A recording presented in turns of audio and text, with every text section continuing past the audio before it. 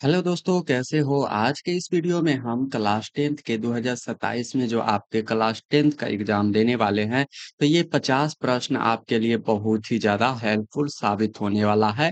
और इसमें हम टोटल 100 से 150 200 प्लस हम प्रैक्टिस सेट कराने वाले हैं। तो आज से हम स्टार्ट करते हैं और ये इसमें हम टोटल 50 है जो हर प्रैक्टिस सेट में आपको क्वेश्चन देखने के लिए मिलेगा हर सब्जेक्ट का। तो चलिए यहाँ से अभी नए हैं तो एक सब्सक्राइब कर लीजिएगा। एक नंबर सवाल से स्टार्ट करते हैं यहाँ से। पहला नंबर सवाल कहता है प्रकृति में ऊर्जा का मुख्य स्रोत क्या है? बात करें प्रकृति में है जो मुख्य ऊर्जा का जो मुख्य स्रोत होता है वो हो जाएगा हमारा सूर्य होता है।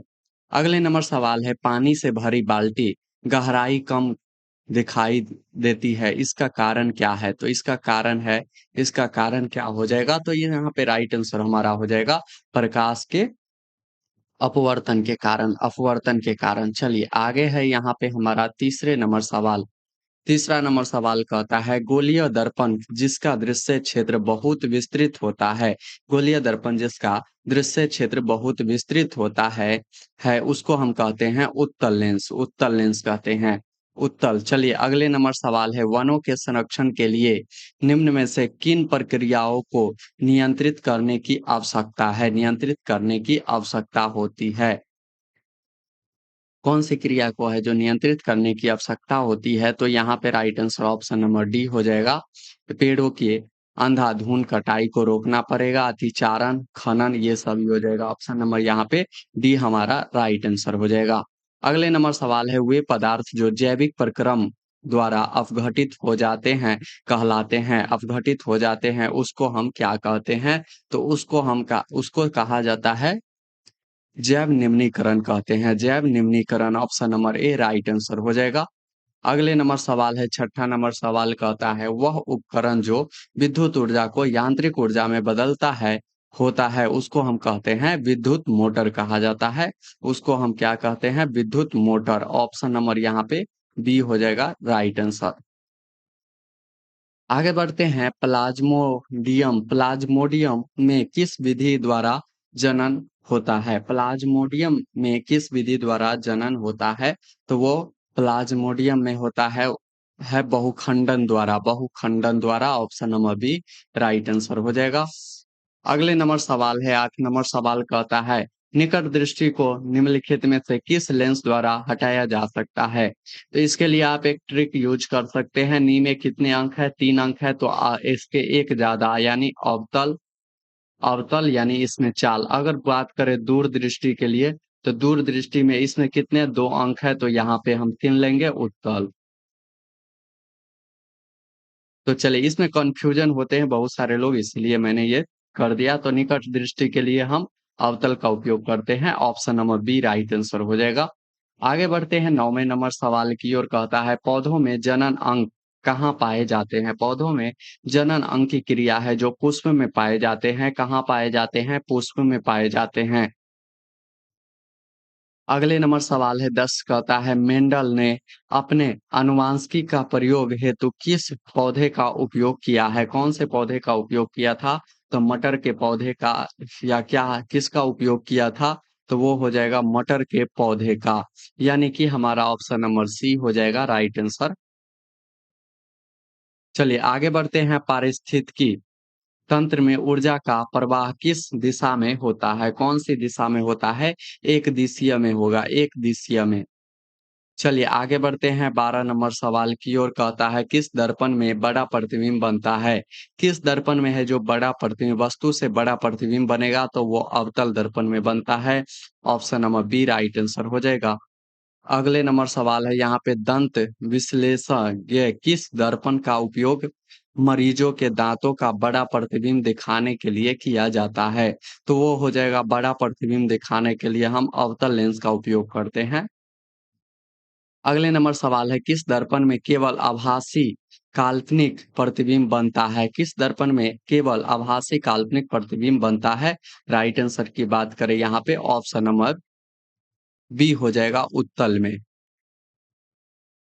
चलिए आगे बढ़ते हैं मोटर चालक के सामने दर्पण साइड मिरर लगा होता है। अगर बात करें साइड मिरर में हम कौन-सा लेंस का उपयोग करते हैं? तो इसमें भी हम क्या उत्तल लेंस का उपयोग करते हैं, उत्तल लेंस का उपयोग करते हैं। ऑप्शन नंबर यहाँ पे सी हो जाएगा एकदम से राइट आंसर। अगले नंबर सवाल है यहाँ पे गोलीय दर्पण के परावर्तक पृष्ठ की वृत्ताकार सीमा रेखा का व्यास कहलाता है। तो उसको हम कहते हैं गोलीय दर्पण का द्वारक कहते हैं, गोलीय दर्पण का द्वारक। अगले नंबर सवाल है प्रकाश तरंग उदाहरण है, बात करें यहाँ पे प्रकाश तरंग है जो उदाहरण है एक विद्युत चुम्बकीय तरंग का, विद्युत चुम्बकीय तरंग का उदाहरण है। आगे बढ़ते हैं समतल दर्पण में प्रतिबिंब की प्रकृति क्या होती है? समतल दर्पण में प्रतिबिंब की प्रकृति की बात करें तो क्या होती है? राइट आंसर की बात करें यहाँ पे हमारा आभासी तथा सीधा होता है। आभासी तथा बराबर, आभासी तथा बराबर होता है। Option number D right answer हो जाएगा। अगले नंबर सवाल है 19 कहता है सोलर कुकर में किस दर्पण का व्यवहार किया जाता है? सोलर कुकर की बात करें तो उसमें अवतल हो जाएगा ऑप्शन नंबर बी।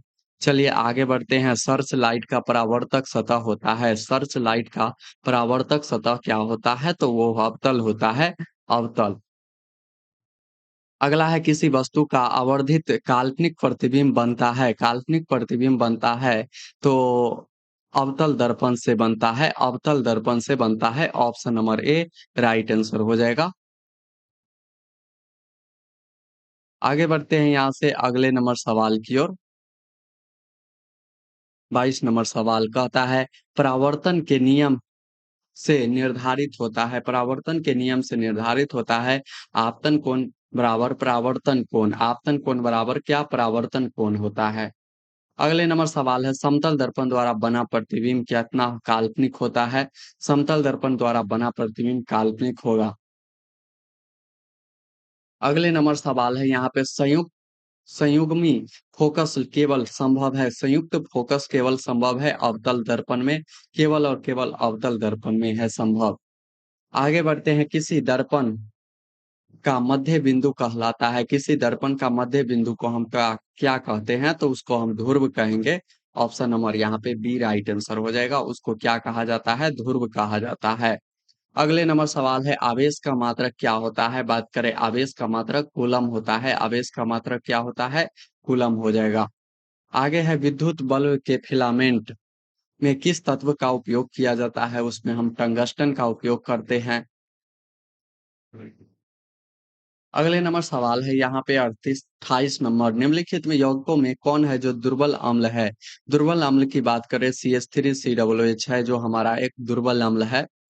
अगले नंबर सवाल है यहाँ पे निम्नलिखित में से कौन है जो उपधातु है? उपधातु यहाँ पे हमारा हो जाएगा उपधातु आर्सेनिक है जो हमारा उपधातु है। ऑप्शन नंबर डी यहाँ पे राइट आंसर हो जाएगा।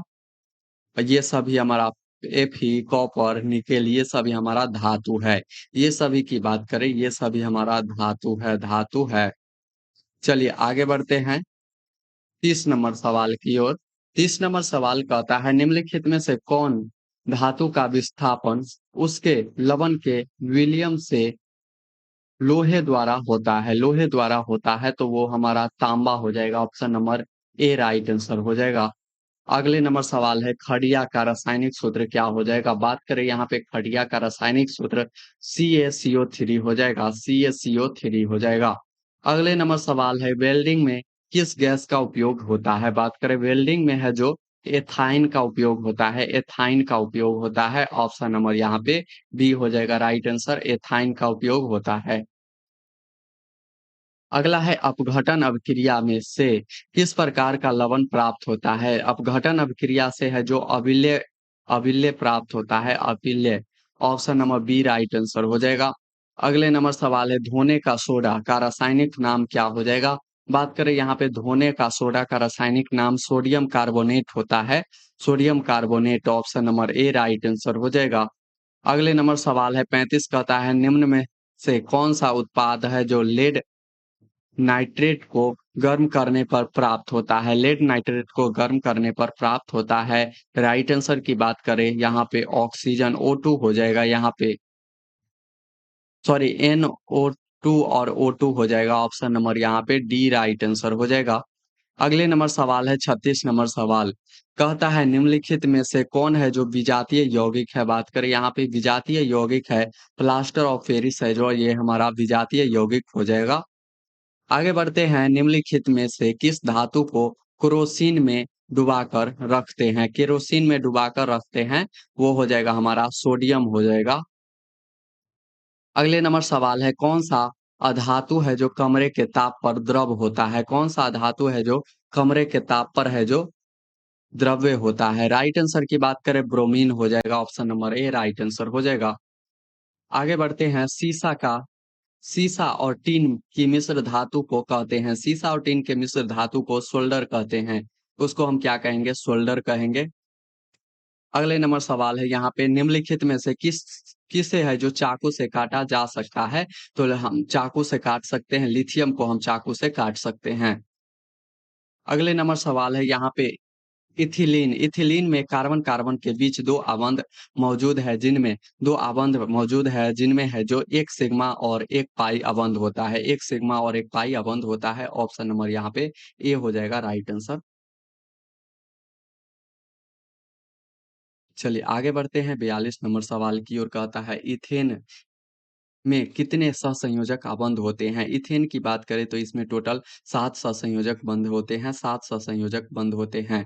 अगले नंबर सवाल है यहाँ पे 43 नंबर सवाल देखिएगा। 43 नंबर सवाल कहता है हमारा CnH2n+2 किसका सामान्य सूत्र होता है? किसका सामान्य सूत्र है? तो ये एल्केन का सामान्य सूत्र है। ऑप्शन नंबर यहाँ पे सी हो जाएगा एकदम से राइट आंसर।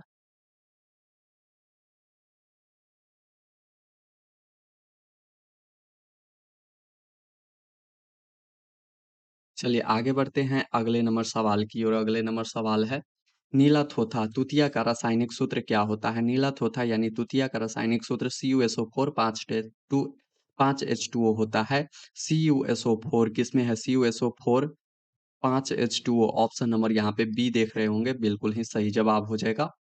अगले नंबर सवाल है यहाँ पे, आवर्त सारणी के उद्गम स्तंभों में को क्या कहा जाता है? आवर्त सारणी के उद्गम स्तंभों को क्या कहते हैं? तो उसको हम वर्ग कहते हैं, उसको वर्ग कहा जाता है। अगले नंबर सवाल है यहाँ पे 46 नंबर सवाल कहता है, आवर्त सारणी के प्रथम गर्म के सदस्य है, प्रथम गर्म सदस्य है तो क्षारीय धातु हो जाएगा, ऑप्शन नंबर यहाँ पे बी राइट आंसर हो जाएगा।